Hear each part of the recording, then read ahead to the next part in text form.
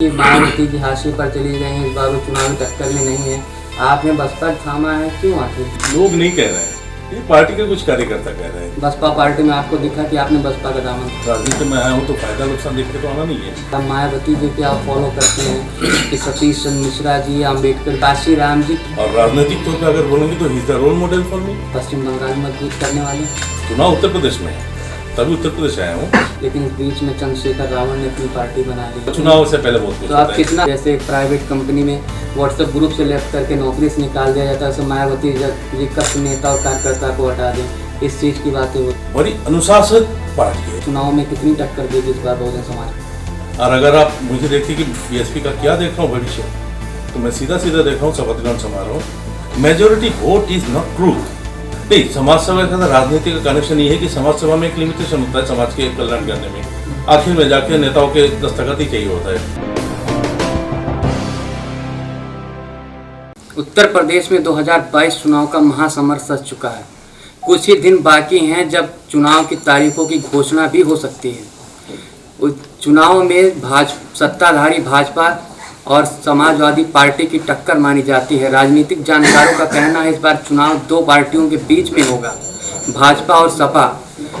और जहां बात आती है मायावती की बहुजन समाज पार्टी की, वहां लोग कहते हैं कि मायावती की पार्टी हाशिए पर जा चुकी है। उनका जो 22% 20% का वोट बैंक उनका जनाधार होता था, वो भाजपा में शिफ्ट हो गया है, और जो कुछ बचा खुचा था वो समाजवादी पार्टी में शिफ्ट हो रहा है, इसलिए क्योंकि समाजवादी पार्टी ही भाजपा को हराएगी। लेकिन जैसे जैसे इसको लेकर तमाम नेता हैं हर जिले से बहुजन समाज पार्टी छोड़ के सपा में शामिल हो रहे हैं, भाजपा में शामिल हो रहे हैं, छोटे छोटे दलों में शामिल हो रहे हैं। लेकिन पिछले एक हफ्ते से देखने को मिल रहा है कि जिस तरीके से बहुजन समाज पार्टी ने फ्रंट फुट पर आके बैटिंग शुरू की है, वो देखने लायक है। छोटे जिलों के नेता जुड़ ही रहे हैं, लेकिन साथ में उत्तर प्रदेश और देश के बड़े बड़े नेता भी बहुजन समाज पार्टी का दामन थाम रहे हैं, जिसके बाद से लगता है कि मायावती 2022 में किसी से कम नहीं रहेंगी। आज हमारे साथ एक ऐसे ही नेता हैं जो पहले समाज सेवी थे, अब नेता बन गए हैं। उन्होंने बहुजन समाज पार्टी का दामन थामा है। पश्चिम बंगाल के अमलन विश्वास जो विवेकानंद ट्रस्ट नाम से एक बहुत बड़ी संस्था चलाते हैं और पूरे देश में सामाजिक सरोकार का काम करते हैं। अमलन विश्वास जी ने बसपा ज्वाइन करी है और हम अमलन विश्वास जी का स्वागत करते हैं अपने कार्यक्रम में। अमलन विश्वास जी, धन्यवाद जी। जहाँ पर लोग कहते हैं कि मायावती जी हाशिए पर चली गई हैं, इस बार वो चुनावी टक्कर में नहीं है, आपने बसपा थामा है, क्यों आखिर? आप डूबते दरिया का डूबते नाव में, ये जो बात आपने कही सही बात है। ये लोग नहीं कह रहे हैं, ये पार्टी के कुछ कार्यकर्ता कह रहे हैं दूसरे पार्टी को। वो तो कहना है, उनको कहना है, कुछ भी कह सकते हैं, नतीजा तो पता चलेगा ना कि कहाँ पे क्या हो रहा है।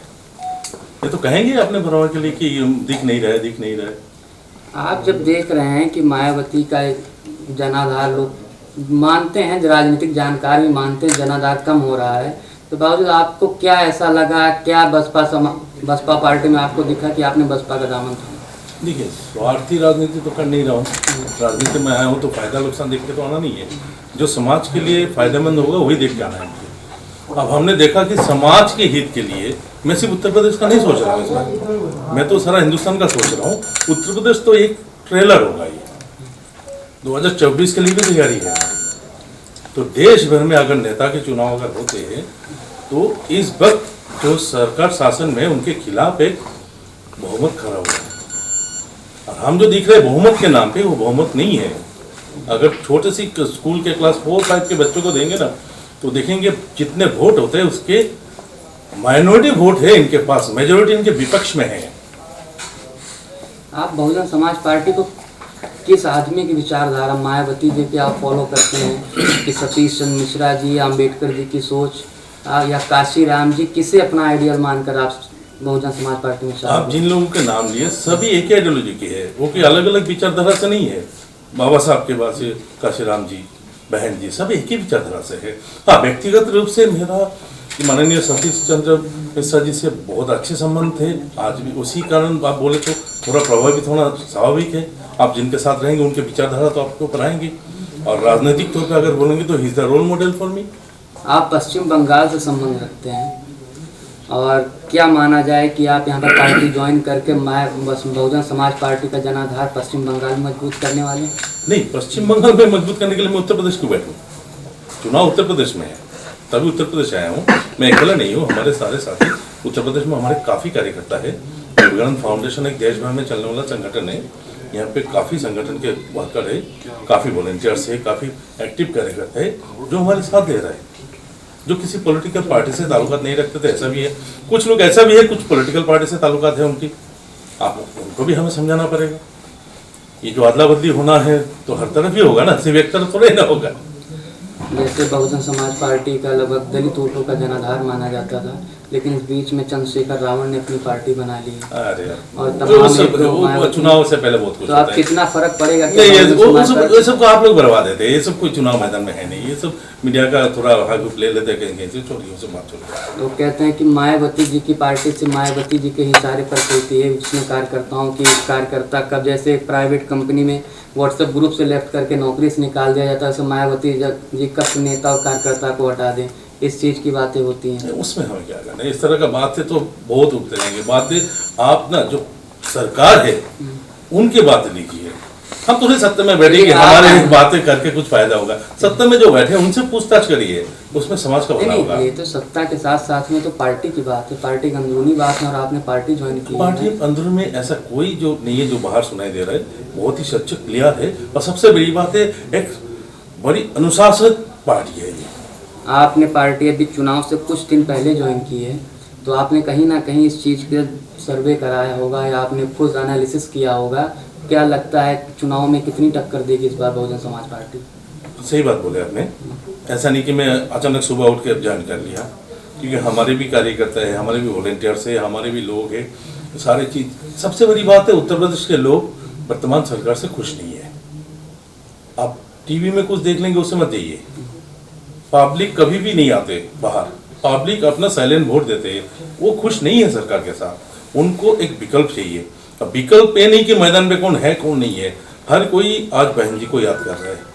और अगर आप मुझे देखते कि बीएसपी का क्या देख रहा हूँ भविष्य, तो मैं सीधा सीधा देख रहा हूँ शपथ ग्रहण समारोह, जहाँ पे भाजपा शपथ ग्रहण कर रहा है। बहुमत में कि गठबंधन? पूर्ण बहुमत में। पूर्ण बहुमत, बिल्कुल। राजनीति एक अजीब खेल है, जहाँ रातों रात पब्लिक बदल देता है सबको। आपके वॉलंटियर्स बहुजन समाज पार्टी की मदद करेंगे? बिल्कुल, पूरी तरह से इन्वॉल्व हो रहे हैं। और ये खास करके उत्तर प्रदेश, जहाँ रामलला का इतना बात हो रहा है ना, रामलला का ही राज यहाँ पे है। हम राम मंदिर को अगर तो माने तो राम मंदिर तो यहीं पे है, उत्तर प्रदेश में है। तो वहीं से एक उदाहरण देता हूँ। रात भर जिनका राजपाट करने का तो पूरा आयोजन हो गया था, सुबह वनवास चले गए थे ना। तो कुछ भी होता है, राजपाट ऐसा चीज है, सिंहासन कभी भी छीना जाता है किसी से। आपके पास ऐसा कोई प्लान जो 2022 में आप जिन्हें जैसे कहा कि मैं शपथ ग्रहण देख रहा हूँ, तो आपके पास ऐसा कोई प्लान है कि जिससे आप 100% श्योरिटी ले रहे हैं कि शपथ ग्रहण की? देखिए, आप अगर मैं किसी पर्टिकुलर नेता या किसी स्टेट का नाम नहीं लूँगा, पिछले 5 चुनाव अगर देखेंगे तो जो शासक दल है उनका है कहाँ वजूद आज? बंगाल में है उनका। लहर आप बोलते हैं ना, लोग बोलते हैं लहर, आप नहीं बोलते हो कि लहर, उस पार्टी का लहर दिल्ली तक है। आप दिखाइए ना, बंगाल में है क्या? छत्तीसगढ़ में है क्या?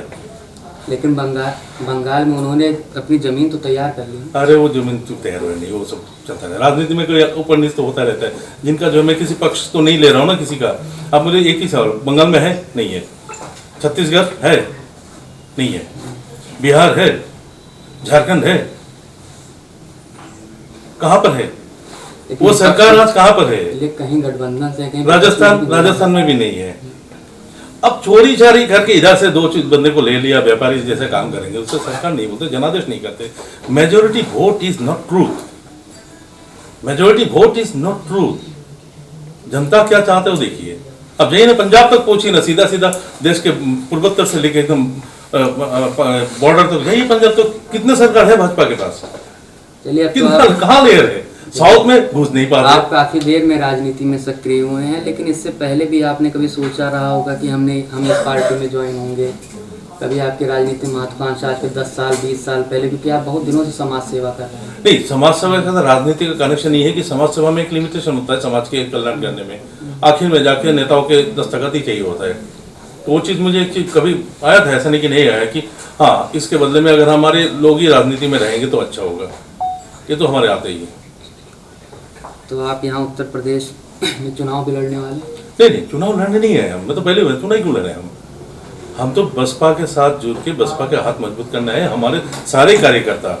अब अभी शुरू हो रहा है। अब देखिए, मेरे ख्याल से 24 से मैं अपना अभी कार्यक्रम शुरू कर रहा हूँ पब्लिकली ओपन होने का, जो उसमें आप देखिएगा समर्थन जो आप बोल रहे हैं ना, जन सैलाब, तो जन आक्रोश देखेंगे इस बार।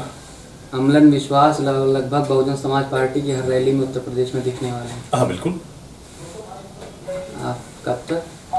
चुनाव तक पूरी, जब तक आप शपथ नहीं करवा देते। अब मैं शपथ कराने वाला हूँ ना, गवर्नर कराएंगे शपथ ग्रहण, उसमें हम थोड़े कराएंगे। मंच पर तो आप भी रहेंगे। नहीं, मंच में मैं क्या करूँगा। हाँ, अतिथि के रूप में तो जरूर रहूँगा, इतना तो उम्मीद है।